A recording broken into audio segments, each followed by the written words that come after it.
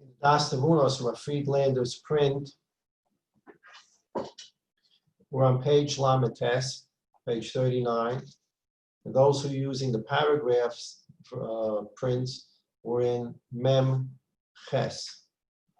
We're in 48. It's hard to say we're in 48. We're in a paragraph Udi Od. That's the first words in the paragraph Udi Od. Now, yesterday, the Ramchal was explaining to us that the hashpah, the sustenance that Hashem sends to the world, obviously is dependent on the way man conducts his affairs. We gave an example of the Churban Beis Hamikdash, which was the loss. We would think it's the loss of a spiritual home. We no longer can bring korbanos. The spiritual world directly affects the physical world. To the extent that the Beis Hamikdash stood, there was bracha in the whole world, not just bracha for learning Torah and doing mitzvahs. There was physical bracha in the world. We gave an example. The Mishnah at the end, the Gemara at the end of Sota says that from the time the Beis Hamikdash was carved, nitl tam peres, fruits don't taste the same anymore. The shefa, the bracha that HaKadosh Baruch Hu sends to the world in the physical realm is dependent upon what's happening in the ruchnius realm. And so from the time of the Chet of Adam Rishon of the Eitz Hadas Tov Ra, the Gilui HaYichud did not occur, as we explained, and we've been working on that for 5,780 years. And every time a person uses his Bechira in the proper way, that's a form of Gilui HaYichud. Lo Aleinu Chas v'Shalom, he does something he shouldn't be doing, that's a drawback to the Gilui HaYichud. And it's not just in the Gilui HaYichud, it's in the person himself. A person does an Aveira, he not only did an Aveira, but the balance in his life has now been weighed down to the Yetzer Hara side. The Yetzer Hara has been empowered, and the Yetzer Tov is now fighting an uphill battle. And that's why we mention Aveira Goveres Aveira. The Mishnah in Pirkei Avos says one Aveira will lead to another Aveira. Why? That's Stam Azoi. Because when you do an Aveira, besides the actual Aveira, whatever it does, it empowers the Yetzer Hara, who is the one who persuaded you to do it. And he's licking his chops and saying, oh, wow, I won. I got him to do this, or I got her to do this. And he's empowered. Now he's more powerful. He's able to stretch his muscles. He can lift more weights. He's more powerful. And therefore, he can again overpower the next time the Yetzer Tov in the next challenge. And so we empower the Yetzer Hara when we do things we shouldn't do, or when we don't do things we should do. And therefore, Avodas Hashem becomes more difficult in the future. And our sustenance depends on the physical sustenance depends upon where we are in the Ruchnius world. The Ramchal gave us a mashal on page Lamites. He says the hashpah, the sustenance that we receive today, is only considered darkness as compared to light. Or he says it would be considered like the roshem, the impression that's left on a piece of parchment after the ink's been erased from it. There's ink on the parchment, you can see it clearly. It's black on white. You erase the letters, and it leaves a little impression left on the parchment, a roshem. The sustenance that we have from heaven today is the equivalent of of just an impression of what it once was and what it yet could be. It's just an impression, because the sustenance can be much greater than it is, but we are the ones that are blocking it. Rav Friedlander, in his footnote, and we're going to just discuss this for a few minutes today and then leave it, he discusses the Kabbalistic concept of Tzimtzum, Halal, Kav, and Roshem. We're just going to explain these for purposes of the fact that the Ramchal used these words. The Ramchal said that the sustenance we have today is Keroshem, 4 lines from the top of page Lamates in Rav Friedlander's version. He says, Keroshem cotton hanisha min aksav al hanayar, achashasaru haosios limenu. The sustenance we have today is a roshem cotton. It's a small impression that would be left from the letters that were once on parchment that have been erased. The key here is that the Ramchal threw into here the word roshem, impression. When a tzaddik like the Ramchal uses word roshem as a mashal for something, he's telling us much more than just the word impression. He's telling us the word. He's trying to analogize what he's talking about into the greater concept of roshem. Let's take a look at Rav Friedlander's footnote 13. B'bria habilti shlema shenivra'a behester panav, in the creation that's not perfect, the beginning of Daas Tevunos, God created a perfectly imperfect world so that we can perfect it. And the way that it was created imperfect is through what we call hester panav. God hid himself, which we would also call the tzimtzum. God didn't use his full power to create the world we live in, because the world we live in can't be God's complete power. Remember we talked about the fact that yichud includes the idea that I can't talk about God. I can't talk about how powerful he is, because no matter what I say, it's going to be a degradation. Chas v'sholom.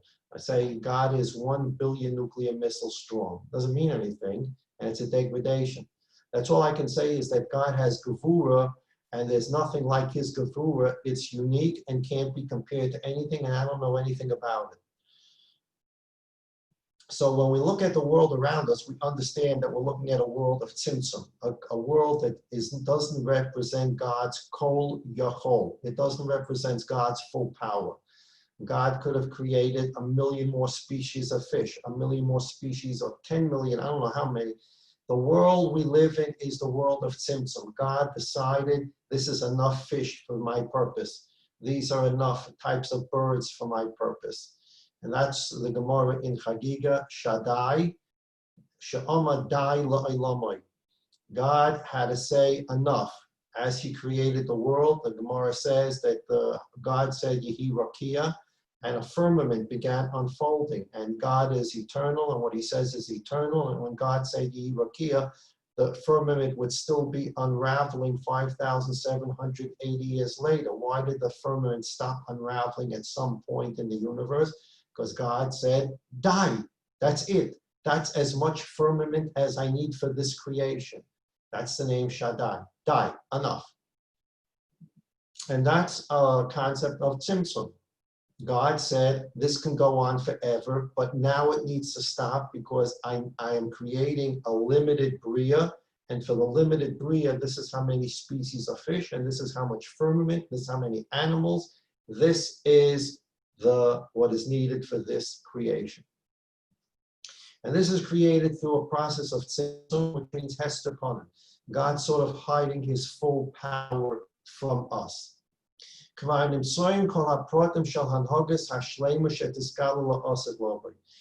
this bria that we're looking at, that's perfectly imperfect, lies in it the seed for all the perfection that's going to come. The Gemara, for example, in Shabbos, and Daf Lamed Amud Beis, the Gemara says Rabban Gamliel said several things in the Beis Medrash. Give one example. He said in the Beis Medrash one day that la'asad lava, in the future, a woman will become pregnant and give birth the same day. There'll not be 9 months of pregnancy. She'll become pregnant and give birth the same day. And he quotes a pasuk that says that la'asad lava hara v'yola. A woman will become pregnant and give birth the same day. Liglig alav Talmud echad, the Gemara says. One Talmud in the Beis Medrash started to make fun of Rabban Gamliel. He started to criticized what Rav Gamliel said. He said it's impossible. There's no such thing. He started to belittle what Rav Gamliel said. He said, no such thing. What do you mean a woman can become pregnant and give birth one day? The pasuk says, Ein chadash tachas hashemesh. There will be nothing new under the sun. So what God created, he created. And what you're talking about is never created. A woman is pregnant for 9 months.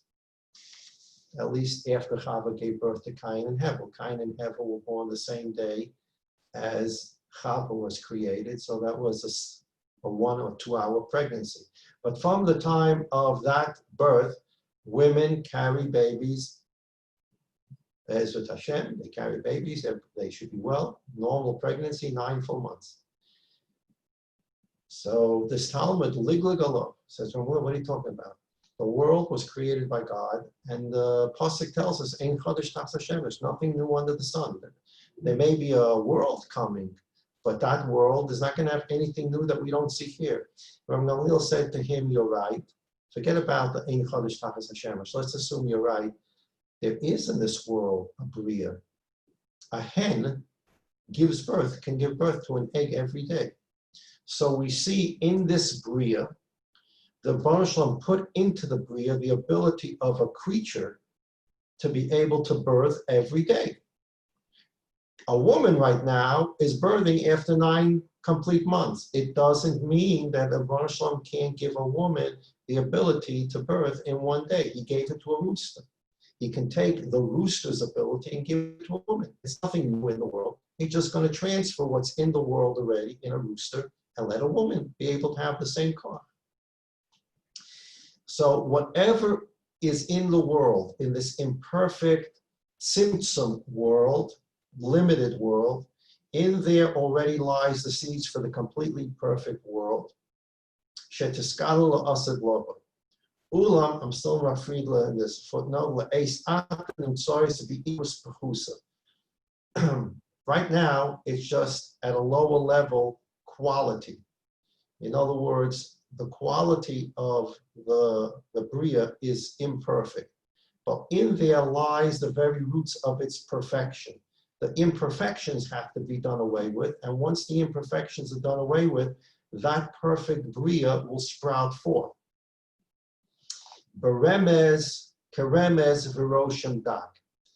Inside this imperfect bria, there's the roshem, the impression, a very slight impression of that perfect world. It's laying there inside the imperfect world and is ready to become revealed. We're at footnote 13 on page Lametes. La'asid lavo, in the future, Hashem nisparach yanig es habriya ba'oras pono ba'anogas hashlemus. La'asid lavo, when the Gemara Shalom goes to the supervision of not haster ponim, but ha'oras ponim, he'll be completely revealed. And with the complete revelation of the Rebbeinu Shalom and his yichud, we will have the perfect world without the imperfections. Lo siya hanhaga chadash. We're not talking about a whole new world. We're talking about, in terms of the physical is a bad way to say it, in terms of what's going to happen in that world is going to be a perfect world. But that perfect world is going to come out of this imperfect world. From this very world itself, in which there's good and evil, in this world of good and evil, in which there is this kernel of good, that good will eventually sprout when there's no evil left and come to its full maturity to a perfectly good world. The whole pratu pracha b'hanogas hatoy v'hara yovu el shleimusai. I'm now turning the page to page mem. Kimavur lahalon b'simin zeh ayin lakam b'klol mishan and simin vav. Now he's going to explain these words. Shekol ha'anhoga nichlekla birishimo. There's something in Kabbalah called a rishimo, a little impression. She'ena el karoshim cotton l'gabi masha mistalik. It's just a minor impression of that ruchnius that left. We'll explain this. Hanisha achresh Hashem Yisborach tzimtzum oro, that which is left after the Rebbeinu Shalom was metzamtzem, he condensed his light. That's one concept. So the Rebbeinu Shalom, before creation, again, we don't talk about this in detail because we don't talk about before creation. But what Sforim tell us is that because the Rebbeinu Shalom occupies all space, everything, the Rebbeinu Shalom created a halal, an empty space in which he can create the world. Okay. Whatever the word halal means, we explained at the beginning of the Sefer, the Ramchal has a different concept of the tzimtzum. It's not a concept of space, it's a concept of power. Be that as it may. In this space that was left for creation, quote unquote, God withdrew. Now, if God withdrew from this place, then the place can't exist. Once God completely withdraws from some place and leaves no sustenance, which is the subject we were talking about the last few days, that the sustenance has been significantly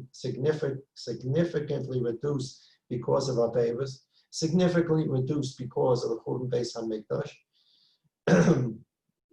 If the Rebbeinu Shalom completely withdraws from somewhere, then the place completely implodes. It can't exist without something, some spark of the Rebbeinu Shalom there. So even when we talk about God leaving an area as a halal, as an open space, in order for creation to take that space, he cannot completely leave that space because that would leave that space without any godly sustenance and therefore can't exist. So when we say God created this empty space, a halal, from which he removed himself, he didn't completely remove himself. He left a reshimo, a roshem, a small impression of his original presence. His original presence is removed, or his original power is condensed. And in this area, he leaves a little impression that represents his original complete presence. And it is through that Roshem that this world is able to obtain its sustenance. But what is this Roshem? So we go to the next concept. V'zeh kav me'ora yisborach, shuv me'er b'roshem hazeh, u'mefateh u'mashlim es mashe nimtza boy. Then there's something called the kav, a line. And this is the line that comes, but this is all Mesholim. This is not talking about physical things. These are Mesholim. Then there's a line from the Rebbeinu Shalom, who has, quote unquote, left the halal, he's left the space. In the space, he left a little presence, a little impression of that previous full presence. And there's a line that goes into that Roshem that comes from the Rebbeinu Shalom, through which the Rebbeinu Shalom is able to perfect the world that he reduced his presence in. He sends sustenance through that kav. So you have, if you want to imagine it, again, only as a marshal, and we're going to end with this. You have the universe, a circle. God left in that circle. If he just completely left the circle, nothing in that circle can exist. It would implode. God left in the Aroshim a little impression of what the original God presence was. And then the actual God presence is outside the circle. He has left a Roshim, an impression in the circle. And there's a line from the Rebbeinu Shalom back into the circle, into that presence through which the Rebbeinu Shalom sends sustenance, and which the Rebbeinu Shalom is able, which the Rebbeinu Shalom controls the world, and is going to perfect the world through this Roshem. When the world gets perfected, that Roshem, that little presence, expands until it takes up the whole world, and the whole world again is filled with the presence of the Rebbeinu Shalom, to the extent that such a thing can happen. And Friedlander now completes the discussion. He says, Al kain bacher Rabbeinu es misholov shel tzel ha'adam b'shel haroshem shenisha al haniyor ach shenimcho kul ha'osiyos. This is why Ramchal used that word. He wanted to explain what sustenance is left after the chet of Eitz Hadas Tov V'Ra. What sustenance is left in the world? He says haroshem, a little impression, like letters that were on parchment that have been erased. There's a little impression still left on the parchment that you can barely see. The reason why the Ramchal used that word impression, Roshem, is because he's signaling us to that Kabbalistic concept of Roshem. What's left in the world is a Roshem of what was here. And through that little presence, there's a kav, there's a line that goes into that Roshem, and that's how the world exists. Halal, the Tzimtzum, the kav, and the Roshem.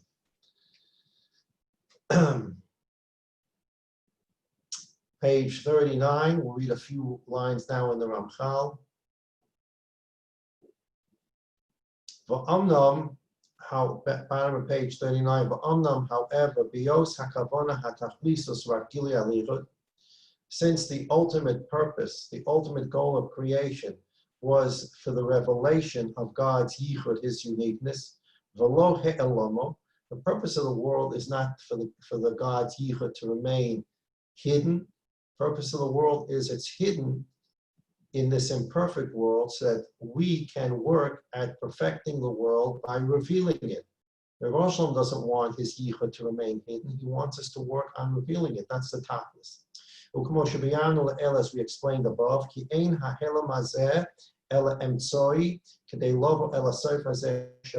because the period of time during which the yichud is hidden is only a process by which we can get to the end of the time and come to the revelation of the yichud. Al-Kain, therefore, Shop al-Kapona v'hishkef b'midas tubo, ulofi choknem shaltoi, lahashlam sibuv kol hanhoga hazos b'tikkun hakloli. And therefore, even when the Rebbeinu Shalom set up this world in the system we talked about, where there's good and evil, this is not a permanent system of good and evil. This is a system that's set up on a temporary basis with an expiration date of 6,000 years, so that we can get to the tachlis, which is the Gilui Hal-Yichud. And to get there, there are sibuvim. There are all kinds of events that go back and forth, round and round, in order to get to the tachlis. Kikavar shamata, I have already explained to you, ech ketz som lachoshe, zeh shalato vara, kol zman hashita alfei shnin. I've already explained to you that God will put an end to the darkness in which we live, the darkness in which good and bad coexist in the world, and that is going to come to an end at its expiration date, one way or another, of 6,000 years. Turning to page Mem 40, from the very beginning of creation, God set this into the system that all this will come to an end, the mixture of the Tov and Ra, and God's uniqueness will remain revealed for the whole universe. And the wonderful world, the great world that we're looking forward to, Per V'Yameinu, will remain once the Gilui HaYichud occurs, will remain forever. Imkain. We're going to read one more sentence and we'll stop there just to brighten up everyone's day. We try to brighten up everyone's day with building a Beis HaMikdash and bringing korbanos and imagining that we're there and doing it, and we're going to do it in Per V'Yameinu. And here's another little brightener for your day. You're not allowed to say white brightener anymore, but you're allowed to say brightener. You read the news, big company L'Oreal is taking out of its advertisements whitener. You're not allowed to say whitener anymore, even if you're talking about makeup. You can't say whitener. So they're taking the word whitener out of their advertisements. So you can say you're going to brighten, but you can't say you're going to whiten. So let's try to brighten the day. The Ramchal says, Imkain, if so, kol yoim v'yoim she'oiver, every day that passes by, nimtza ha'olam korav yoser el shleimusai, One way or another, we're getting close to the perfection of the world, even if you can't see it. And not only that, not only that, but the Rebbeinu Shalom, through the depth of his wisdom, he's creating all kinds of situations that look backwards. This idea comes from a pasuk in Iyov that the Ramchal quotes many times. Masibos mitapa, all kinds of reasons that it's topsy-turvy. The world is going to look topsy-turvy. And we started the Daas Tevunos at the Corona. We said that Chas Shalom, we shouldn't look at the world's some kind of chaos. This is a systematic approach by the Rebbeinu Shalom to bring about the Gilui HaYichud, and the Rebbeinu Shalom is doing it, and we need to understand that we need to learn about it. There's no event in the world that's not about Gilui HaYichud, and the Rebbeinu Shalom allows a world to run in a way that we look at it and Chas Shalom say, this is chaos. The place is out of control. No one's in the teacher left the classroom. Everybody's shooting spitballs. The principal's not here. The teacher's not here. People are throwing desks at each other. It's a hefkeveld. There's no police. There's chop. There's chaz. The whole place is hefka, throwing down statues. People are burning down stores. The world's hefka. There's no mayor. There's no governor. There's no president. There's nothing. No place hefka. The place chaos. Where's God? And our Nesoyim, as the Ramchal explains at the end of the Sefer, is be'ikvasa the Mashiach. In the days we live in times of Mashiach, when the world will go into a total state of chaos. The Tzaddik ben Munasa Yichya, he quotes the pasuk in Habakkuk, that at the end of days, the biggest Nesoyim is going to be Emunah. Emunah, one of the meanings of the word Emunah is an uman, a craftsman. Emunah, one of the ideas in Emunah is to understand the Rebbeinu Shalom is crafting the world every millisecond. It's not running chaos. The Rebbeinu Shalom is a craftsman. He's crafting every event. We say Amen to a bracha. We have Emunah. These are ideas about the Rebbeinu Shalom is crafting the world every millisecond in the way he wants to, even if it looks like, as Iyov puts it, and Ramchal quotes it, Meshibos mishaper, reasons that are topsy-turvy. The place is mishaper, hafuch, upside down, cafe hafuch, upside down. Iyov talks about a world of Meshibos mishaper, events that are topsy-turvy. And we're living it. We're living it. Masibas mishaper omekatsaso. This is the depth of God's wisdom to run a world that you think is chaos, chas v'sholom, or you think is imprecise, and for us to dig deep down and have the amunah to understand that these things are actually carefully planned and carefully crafted. And every one of these events is bringing us closer to Mashiach. Umagalgu gilgulim tamid. This says, please, there's nothing to do with Gilgul. I don't deal with Gilgul. I try to live one life, and I'm working hard at that. I'm not dealing with who came before me, etc. Gilgul, I leave those shiurim to somebody else. We're talking about here galgal, like wheels.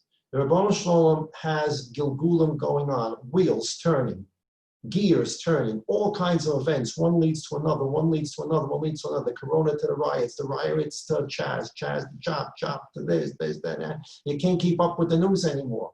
What is an unbelievable story yesterday, you can't believe it. Tomorrow you forget the story because there's something else you can't believe. It's even more unbelievable.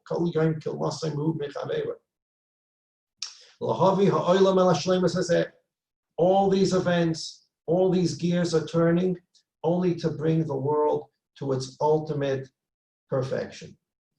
So in footnote 81, what Friedlander writes on page Mem, it's not just because of time that we're getting close to Shleimus, meaning every moment that goes by, every day that goes by, we are right now closer to Gilui HaYichud than we were when we started the shir this morning. And that's for two reasons. First of all, by the operation of the clock. 6,000 years, and that's it. And we're now closer to the year 6,000 than we were about an hour and 15 minutes ago when we started the shir. So by operation of the clock ticking, we are now closer to the Gilui HaYichud than we were when the shir started, just by operation of time. plus by the fact that we learned Talmud, and we reviewed some midos, and we are passionate about building the Beis Hamikdash, and we're passionate about korban Talmud, and we're learning Daas Tevunos about how to understand how God's running the world and have a moon in God. We brought the Yichud close. So we don't have to wait to 6,000 because we're working every morning here on bringing Mashiach closer through the Gilui HaYichud. So there are two things that are happening. Even without reason number two, the clock keeps on ticking.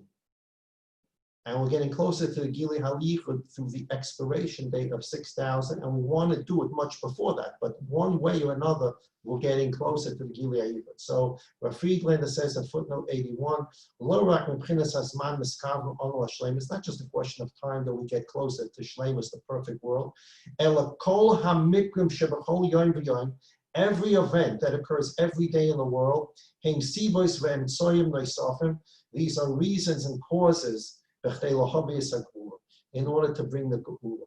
And even things that to the naked eye we would imagine would be throw back the Geula. In fact, the Rebbeinu Shalom has a way through these events to actually bring the Geula. Friedlander earlier in the Sefer gave us 3 examples. We'll just go through one. Paro wanted to keep the Jews in Mitzrayim forever. His stargazers came to him and said, at some point, a Jewish boy is going to be born that is going to take the Jews out of Mitzrayim. And the stargazers also told Paro, we see that in this little boy's, this Jewish boy's future, he's going to be punished in water. So Paro gets this information and he believes in his stargazers, and he says, what am I going to do now? I have information that a Jewish boy is going to be born who's going to take the Jews out of Mitzrayim, which I will not let. But this Jewish boy is going to be punished through water. So I'm going to make a gzeira. Every Jewish boy is going to be thrown into the Nile. And that's where this gzeira comes from. Every Jewish boy gets thrown into the Nile. Kol habein hayiloi hayoret hashlichut.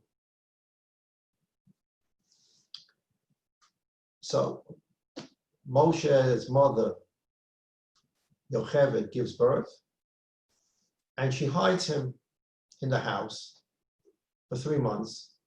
She couldn't hide him any longer. I'm sorry, for approximately 7 months. She couldn't hide him any longer. And she puts him in the Nile. Who finds him? Batya bas Paro. What does Batya do? She has Rachmanis on the boy, on the child, and she brings him to the palace. And she raises him in Paro's palace. He eats in the palace. He sleeps in the palace. He's raised like a prince. So the very child that Paro wanted to make sure would never take the Jews out of Mitzrayim, and for which he said every Jewish boy should be thrown into the Nile, he created a situation where the very Jewish boy who was going to take them out of Mitzrayim grows up in his palace and eats in his palace. So the Ribono Shel Olam takes every event, no matter what you think about the event, and he's going to use it for the Geula. The Gemara in Sota goes even a step further. The Gemara in Sota says that Amram, after the Gezeira was made by Paro to kill boys, it says Amram separated himself from Yocheved, his wife. He didn't want to have any more children because he didn't want to have sons who would be killed. So Miriam, who at that time may have been 3 years old, Miriam comes to her father Amram and says, Tati, what are you doing? I don't understand you. Paro was only gozer. Paro decreed the death of boys, and you're decreeing the death of boys and girls. Now even girls won't be born. And Tati, besides that, I'm telling you that mommy, Yocheved, is going to give birth to the boy who's going to take the Jews out of Mitzrayim. Go bring mommy back home. So the Gemara tells us that Amram took Yocheved back, he remarried her, and they have Moshe Rabbeinu. Moshe Rabbeinu was born, and it's a big simcha in Amram's house, because Amram gives his daughter Miriam a kiss on her head and says, "This is unbelievable.